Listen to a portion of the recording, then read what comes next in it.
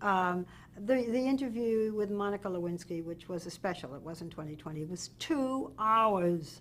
And people said, oh, we're never going to watch. And it was the highest rated news program, I think, I don't know what, practically in history. And by the way, that was something that took months and months of months to, quote, get. And I will say this about Monica, because I didn't know her. She was offered all kinds of money by another network, something like $4 or $5 million to do an interview, and it would have paid her legal bills. She had huge legal bills. And I said to her, we don't pay. We never pay for interviews. But the most important thing, it seems to me, to you, is not your money. It's trying to get your name back, trying to show that you have some integrity. And you do an interview for Monday, and people will say, oh, yeah, sure. She made the decision to do it with me against the wishes of a lot of people who said, you need the money so badly.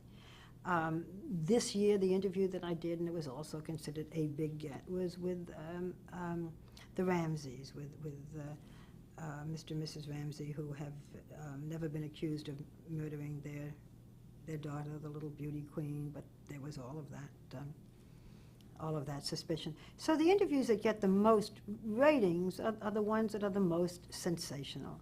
But the interviews that matter to me are the ones that I hope try to change people's lives and affect people's lives. And I want to do more of those and maybe less of the movie stars. Before we leave Monica Lewinsky, though, Yeah. let me ask you, because what grade would you give the media for this entire impeachment affair? There's been much discussed, the role that the media has played in. Well, we have a different time now because, if you remember Watergate, as you and I both do, I mean, we were on the air, it seems to me, day and night. But there were then 3 networks. There are now 4 networks. There are all kinds of cable programs. There is CNN that goes everywhere. There's MSNBC. There's CNBC. There's all of these talk shows, blah, blah, blah, blah, blah, blah, blah, blah, blah. And they've got to have a scandal to fill the time. So should we have covered it? Of course. Needed it have been 24 hours, talk, talk, talk, talk, talk, talk, talk? No.